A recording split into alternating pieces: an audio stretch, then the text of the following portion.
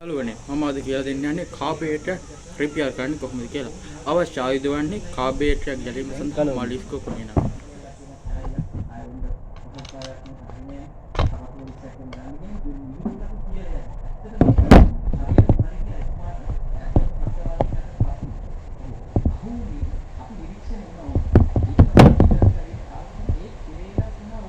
මේ කාබේටර් න සපාරි එක සපාරි කියන්නේ 49cc බයික් එක.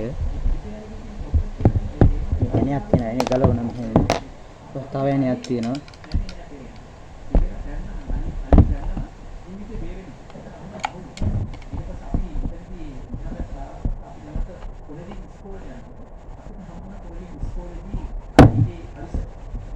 මේ එනේ ගලවලා ඊට පස්සේ මේ ඇතුලේ තියෙනවා මේ මෙහෙම තමයි ඇතුලේ පෙන්නන්නේ. උන් ඇතුලේ තියෙන ඔය මේකේ දැන් මේ ඔයිල් තියෙන ඇතුලේ. ඔයිල් ඔයිල් තියෙන්නේ. යාළුවනේ මෙහෙම වෙන්නේ ඩියුටි එකක වෙන්නත් පුළුවන්. පෙට්‍රල් නිකන් තියපුවාම මෙහෙම වෙනවා. පෙට්‍රල් නරක වෙනවා කියන්නේ මේකටයි වෙන්නේ යාළුවනේ. අපි ඊට පස්සේ මෙන්න මෙතන තියෙන පෝට්‍රේ. මෙන්න මේකට කියන්නේ පෝට්‍රේ. පෝට්‍රේ ගලවනවා. ගලවලා මෙහෙම මේක තියෙන මේ නීටල් එක. මෙන්න මේක නීටල් එක. මොකද්ද නීටල් එක? ඊට පස්සේ මේක හයි ජෙට් එක. මේක ස්ලෝ ජෙට් එක. ඊට පස්සේ මේක මේ ඕෆ්ලෝ එක නතර කරගන්නවා නම් අපිට මේ ආකාරයේ උපක්‍රමයක් කරන්න වෙනවා.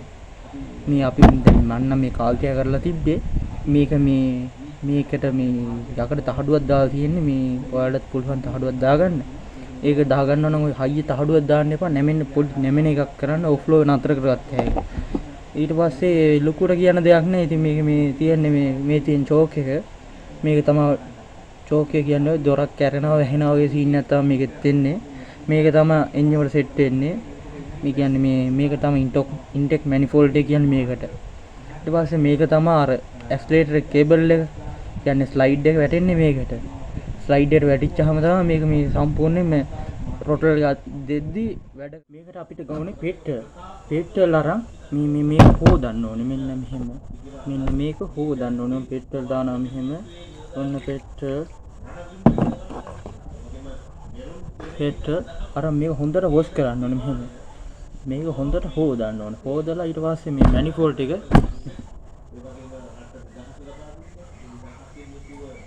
ටිකක් මෙහෙම හේදුවා. හොදන්න ඉතින් දන්නවනේ යාළුවනේ.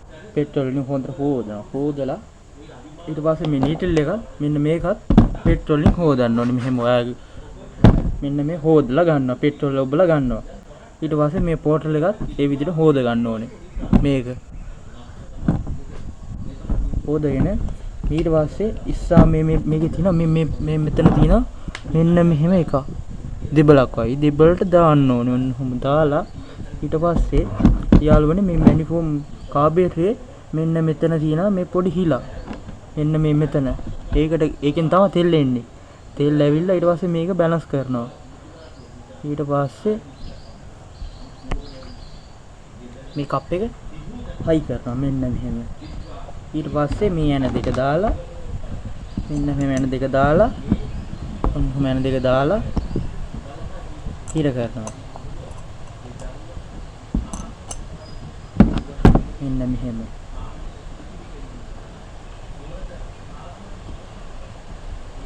මේ කාපෙටෙන් යාළුවනේ වෙන්නේ මෙහෙමයි.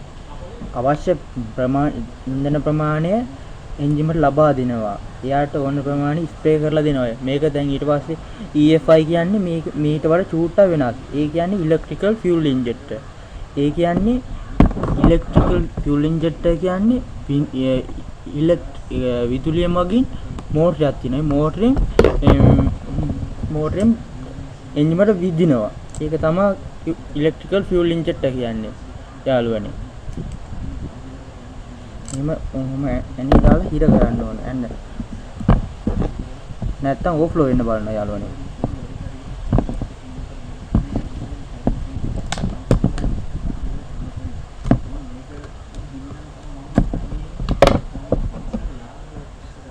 හරි යාළුවනේ.